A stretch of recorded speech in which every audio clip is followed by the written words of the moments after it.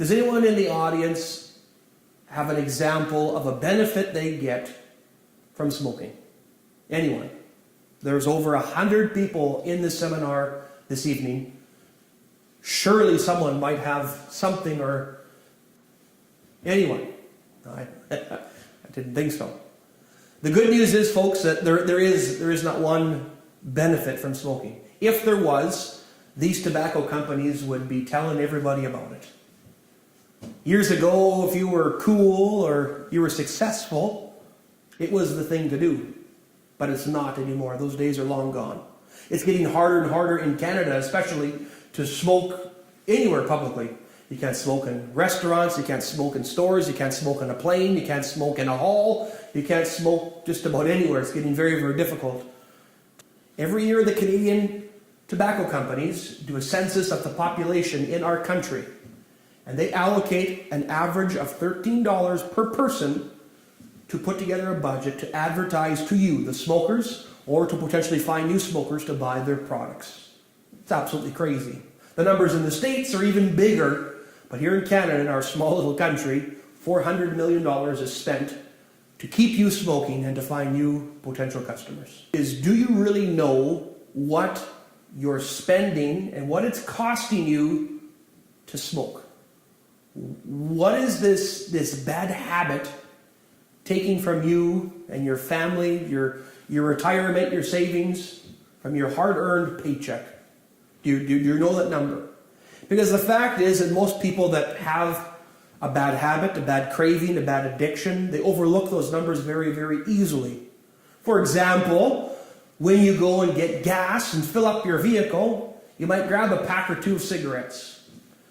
And in your mind, in your brain, you might have spent $100 on gas, but the bill was $130. So you just chalk up those 2 packages of cigarettes with $100 of the gas, that it actually was $130 in gas.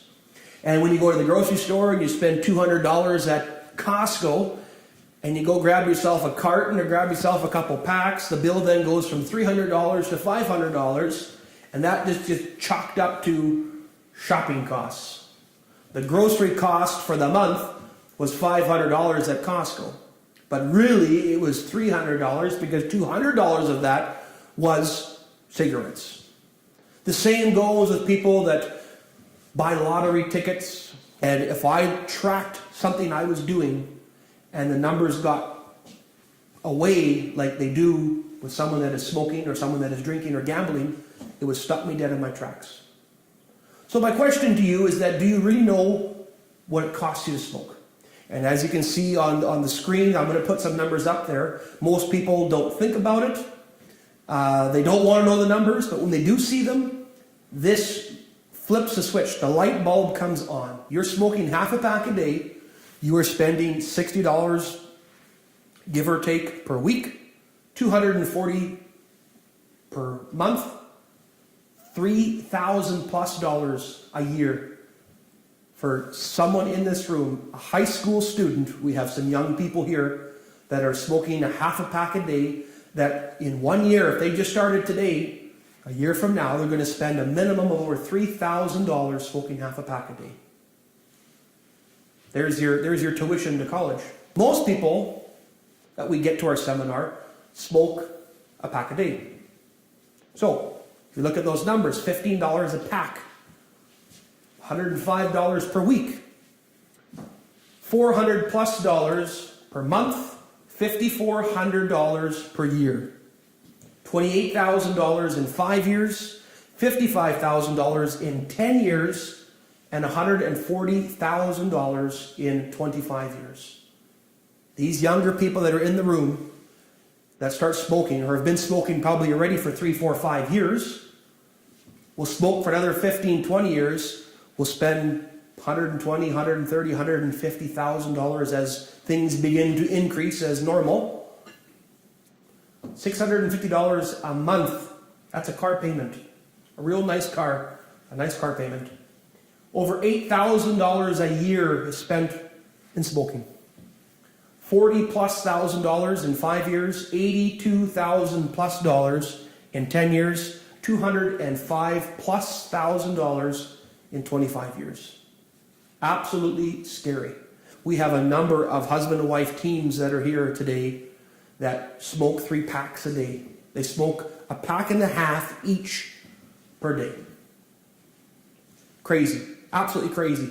You look at these numbers and you double those numbers, 3 packs a day, $300+ a week, $1,300 per month, $20,000 per year, $80,000 in 5 years, $165,000 in 10 years, $400,000+ in 25 years. Back then, cigarettes were cheaper, okay? But let's just split it in half. If it was $160,000 at today's prices, based on both of you smoking a pack and a half a day, which you've been smoking for over 20 years, at $160,000, that would be $80,000. Let's call it $80,000, let's call it $70,000, let's call it $50,000. $50,000 is a lot of money. Most people don't have $50,000 sitting in their savings account. Most people don't have $50,000 in RSPs. Most people don't have $50,000 to put down on a purchase of a home. That's a lot of money.